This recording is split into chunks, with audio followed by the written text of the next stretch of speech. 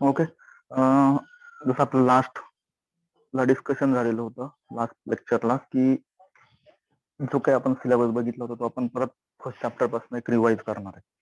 So basically our first chapter was composition of and resolution of forces. Okay. So what is the concept of composition and resolution? So basically composition काय होतं, to find out the resultant force. Okay. ज्यावेळेस बॉडीवरती number of forces act होत असतील आणि त्यांचा एक resultant force calculate करायचा असेल तर त्यासाठी आपण कंपोजिशन ही एक मेथड यूज करत होतो. Okay.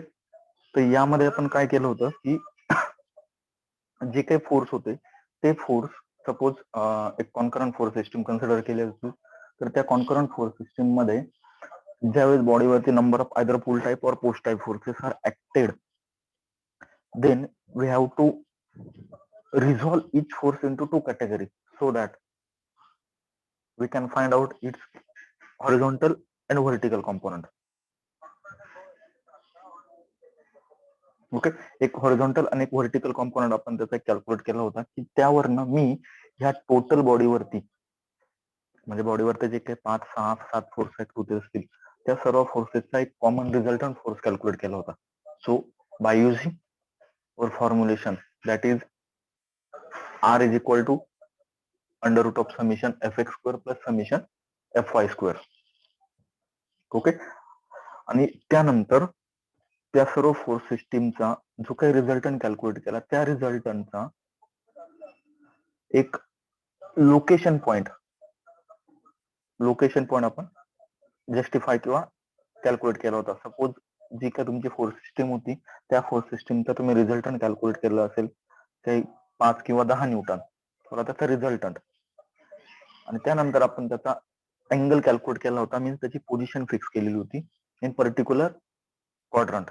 So if it is lies in first quadrant or second quadrant or third quadrant, so with respect to x axis theta. Okay. So ही होती पोझिशन ऑफ कॉम्पोजिशन किंवा resolution of forces.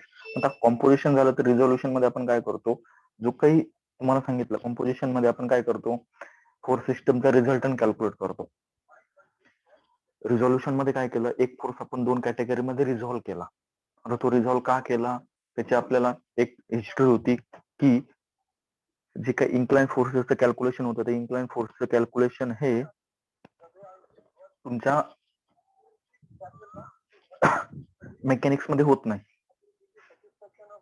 Okay. Incline फोर्सचं calculation हे mechanics मध्ये होत नाही.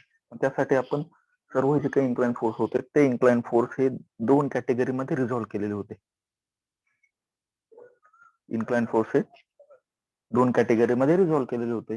जसं summation त्याचा आपण एफ कॅल्क्युलेट केला, समिशन fy कॅल्क्युलेट केला. ओके. मग हे जे काही स्प्लिटिंग केलेलं होतं आपण एका फोर्सचं 2 फोर्स मध्ये त्याला बोलतो resolution of force. Okay.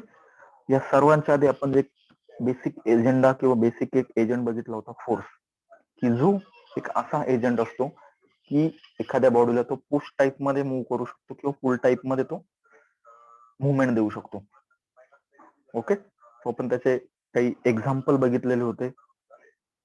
So this is your push type force and pull type force.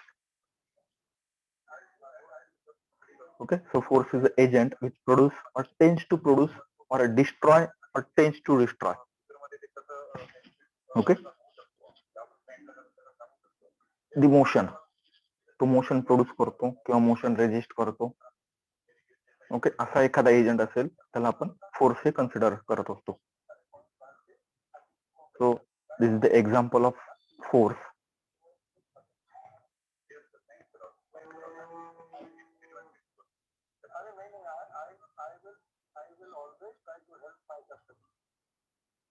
Okay. आपण फोर्सचे वेगवेगळे एक्झाम्पल किंवा टाईप बघितले होते. त्यामध्ये तुमचा जो काही पुश टाइप आणि पुल टाइप, देन फोर्सचं क्लासिफिकेशन बघितलेलं होतं की कॉन्करंट फोर्स सिस्टीम असेल, कोलिनियर फोर्स सिस्टीम असेल, देन कोप्लेनर फोर्स सिस्टीम असेल. कोप्लेनर मीन्स एका प्लेन मध्ये ऍक्ट असणारे. Okay, when forces act at a single plane. Concurrent म्हणजे एका पॉइंट वरती मीट होणारे. ओके, कोलिनियर म्हणजे एका सेम लाईन वरती असणारे फोर्स सिस्टीम. ओके, पॅरलल म्हणजे सर्व फोर्स एकमेकांना पॅरलल असतील. पॅरलल मध्ये दोन टाईप होते, एक होता लाईक पॅरलल, दुसरा होता unlike parallel force system. Okay, ते फोर्सचा इफेक्ट बॉडीवरती काय होतो ते आपण बघितलं होतं. So first is it may change the motion of body. फोर्समुळे तुमच्या बॉडीचा जो काही मोशन असेल तो मोशन हा चेंज होतो. अदर रेस्ट मध्ये असलेली बॉडी ही मोशन मध्ये जाते, किंवा मोशन मध्ये असणारी बॉडी आपण तिला रेस्ट मध्ये आणतो by using force. Okay, so it may retard the motion of body. Okay, or it may keep the body in equilibrium. Okay, किंवा आपण फोर्समुळे एक कपल ऍड करू शकतो. What is couple? त्यावेळेस एका बॉडीवरती दोन इक्वल आणि अपोजिट फोर्स ऍक्ट होता. एक्झाम्पल पण तुम्हाला दिलेलं होतं मी.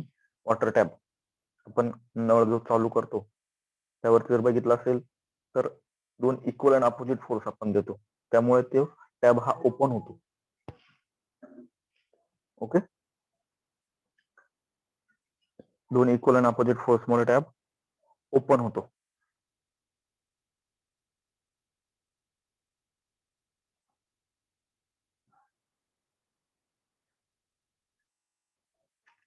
So it is the example of couple. Okay. So characteristics of force आपण बघितलं होतं. Magnitude of force. Then magnitude म्हणजे किती न्यूटनचा फोर्स आहे. मॅग्निट्यूड तो 10 न्यूटन असेल, 15 न्यूटन असेल. So number is magnitude. Direction of force. Direction means जो काही फोर्स असेल तो कुठल्या डायरेक्शनला जातोय, along the action. Okay, then nature of force.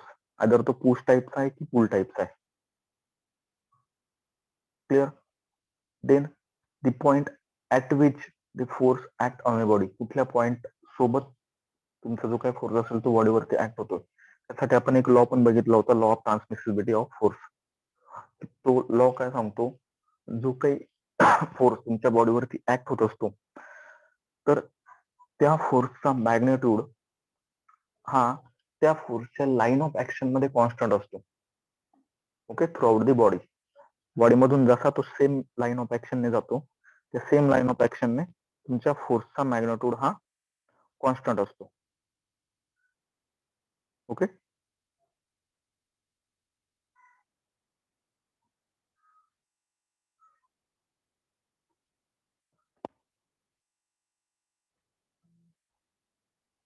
So हा एक लॉ आपण बघितलेला होता. Just a minute.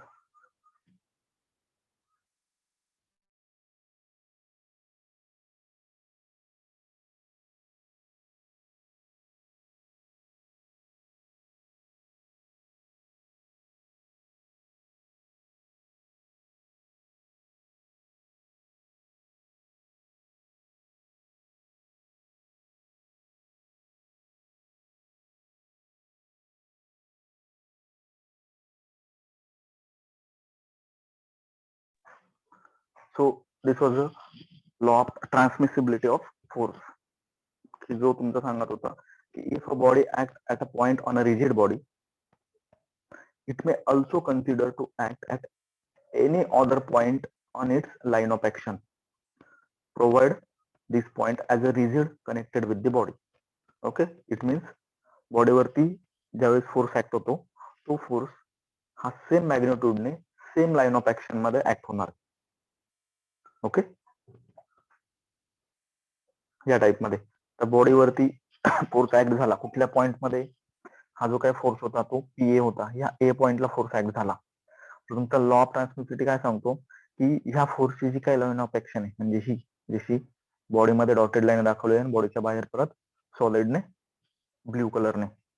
मग ज्या काही फोर्सचा मॅग्निट्यूड, सपोज फोर्सचा मॅग्निट्यूड हा 5 न्यूटन पकडला, तर हा 5 न्यूटनचा मॅग्निट्यूड ह्या लाईन ऑफ ऍक्शन वरती कुठेही कॉन्स्टंट असेल, म्हणजे सेम असेल, तो चेंज होणार नाही. ओके, डिफरंट टाईपचे फोर्स होते, कोलिनियर असतील, कोप्लेनर असतील, कॉन्करंट असतील. Okay, so is the example of coplanar force. एका प्लेन मध्ये असणारे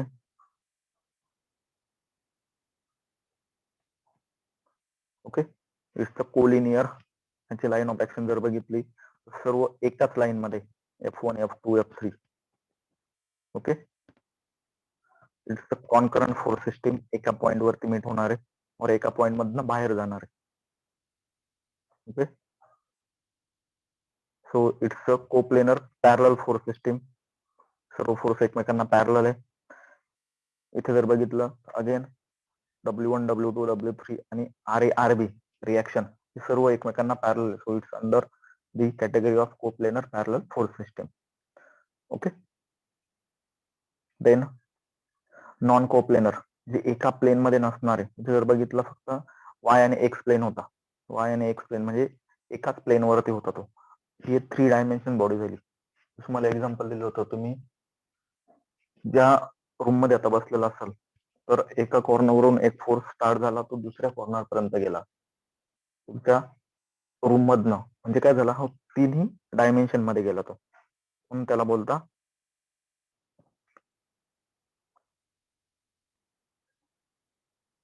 नॉन कोप्लेनर फोर्सेस. ते जर एका पॉइंटला मीट होत असतील तर it's again non coplanar concurrent force system. Okay, आणि परत नॉन कोप्लेनर किंवा non concurrent non parallel force system. एका पॉइंटला मीट पण होत नाही आणि ते एकमेकांना पॅरलल पण नाही. ओके,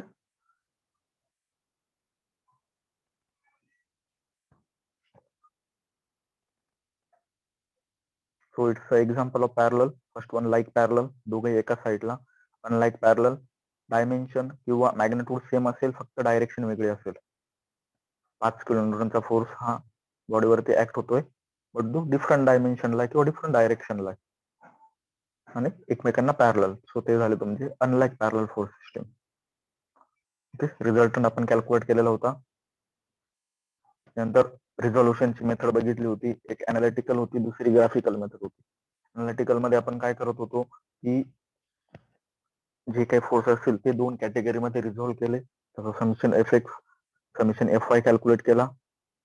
देन रिझल्टंटचा जो काही फॉर्म्युला होता R is equal to under root of summation Fx square plus summation Fy square, त्यावरनं त्याचा रिझल्टंट कॅल्क्युलेट केला. देन रिझल्टंटची पोझिशन फिक्स केली थिटा. त्यासाठी फॉर्म्युला होता tan inverse of summation Fy divide by summation Fx. हे तुमचं मॉड मध्ये होतं, म्हणजे मायनस साईन जे काही तुमचं समेशनचं असेल ते मायनस साईन इग्नोर केलेलं होतं. ओके, अगेन एक लॉ ऑफ पॅरलोग्राफ होता की जर 2 फोर्स पॅरलोग्रामचे 2 साइड डिनोट करत असतील तर त्यांची जी काही डायगोनल असेल ती डायगोनल हा रिझल्टंट डिनोट करत असतो. ओके, सेकंड होता तुमचा मेथड ऑफ रिझोल्युशन. मग त्यामध्ये तुमची ग्राफिकल मेथड होती. ग्राफिकल मेथड मध्ये आपण जी काही स्पेस डायग्राम होती, त्याच्यानंतर स्केलर डायग्राम होती, व्हेक्टर डायग्राम होती, मी कॅल्क्युलेट केलेले होते. देन फनिक्युलर पॉलिगॉन होता की यामध्ये मी पॅरलल फोर्सची पोझिशन फिक्स करतो की तो बॉडीमध्ये कुठे लोकेट होणार आहे, एक्स ऍक्सिस पासून किंवा पहिल्या फोर्स पासून किती डिस्टन्स वरती, 2 मीटर असेल 3 मीटर असेल, त्यासाठी आपण फनिक्युलर पॉलिगॉन ही ड्रॉ करत होतो. ओके, तर ते एकदा परत एक रिवाइज करा, त्यावर प्रॉब्लेम असतील तर प्रॉब्लेम परत एकदा सॉल्व्ह करा.